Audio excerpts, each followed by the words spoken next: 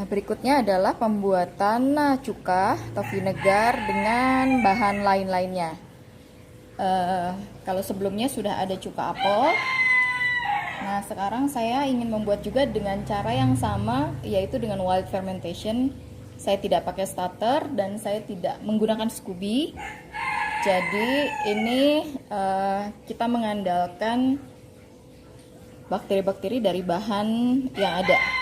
Nah, jadi kalau teman-teman ingin membuat cuka atau vinegar dengan wild fermentation, maka susunan bahannya itu harus dipertimbangkan. Satu, pertama dia harus ada bahan yang bertanggung jawab menyediakan bakteri-bakteri probiotiknya. Nah, nanti saya kasih beberapa alternatif ya, selain jahe, ada beberapa bahan lain yang bisa digunakan. Lalu yang kedua, tujuannya nih nanti membuat vinegar ini untuk apa? Mungkin untuk bersih-bersih, atau mungkin juga untuk dikonsumsi, atau mungkin ya, untuk kepentingan di dapur memasak, atau mungkin untuk skincare. Nah, ini juga harus dipertimbangkan bahan yang kita pakai. Misalnya untuk skincare, diusahakan mungkin jangan menggunakan jahe karena nanti akan panas di kulit. Terus untuk bersih-bersih misalnya, mungkin kita butuh bahan yang mengandung aromatik kuat. Kita bisa memanfaatkan kulit jeruk. Misalnya untuk memasak. Nah, seperti ini tujuan saya adalah membuat vinegar ini nantinya untuk memasak.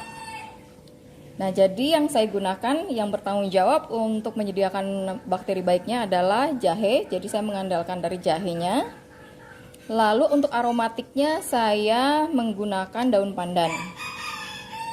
Jadi jumlah yang cukup banyak ya. Mungkin dengan jahenya ini nanti 1:1. Nah, untuk tambahan bahan lainnya itu saya tambahkan ada rosemary dan ada thyme. Nah, ini hanya untuk menambahkan lebih ke aroma spicesnya, plus juga untuk menambah nutrisi, karena di dalam bahan-bahan ini pun banyak kandungan antioksidan yang akan bermanfaat. Nah, jadi kira-kira komposisinya seperti itu. Teman-teman harus pikirkan dulu ini tujuannya untuk apa. Jadi nggak asal cemplung semuanya begitu. Sekarang kita masukkan dulu gulanya. Tetap bagaimanapun kita tetap butuh gula ya, karena bakteri-bakteri ini harus kita kembang biakan dan kita kasih makan. Dan makanannya ini yang mereka sukai dan membuat mereka cepat juga bekerjanya ya gula sederhana seperti gula pasir. Ini kita aduk nanti di dalam sini ya.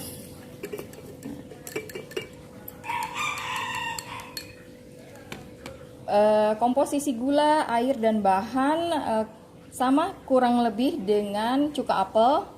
Tapi seandainya bahannya ingin dilebihkan juga boleh. Supaya mungkin lebih aromatik, supaya mungkin lebih kuat, itu juga boleh, nggak masalah. Jadi resep masih bisa tidak baku ya. Yang penting unsurnya ada gula, ada bahannya yang cukup signifikan, karena kalau terlalu sedikit juga nanti misalnya atau terlalu banyak air nanti juga kurang ideal. Nah, sekarang ini saya larutkan dulu ya.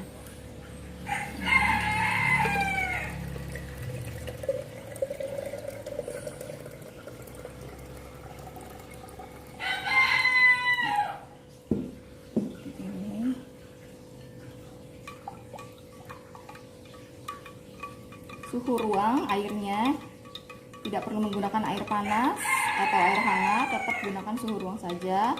Dan apabila dalam mengaduk misalnya mungkin masih ada butir-butir gula juga tidak usah khawatir, karena sama prosesnya seperti cuka apel, kita harus menengok setiap hari untuk memastikan prosesnya ini berjalan dengan baik, aman dan tidak dihinggapi oleh kontaminasi. Nah, ini kita masukkan ya. Pastikan tangan kita juga bersih ya, teman-teman. Semuanya aja langsung. Mohon maaf backsoundnya ya, rame di sini paduan suara. Oke.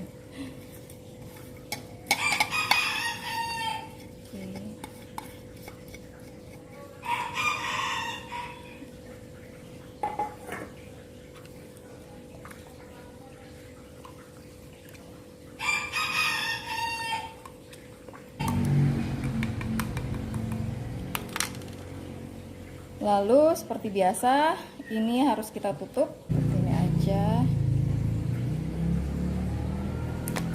Kita diamkan di suhu ruang.